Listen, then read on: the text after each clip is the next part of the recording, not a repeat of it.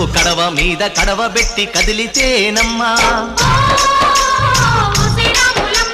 కరిమబ్బు వరదొప్పు కన్ను గెలిపేనమ్మా నువ్వు సింధు మీద సిందేసి సెంగుమంటేనమ్మా జింక పిల్ల పాదాలకు చంకు పుట్టేనమ్మా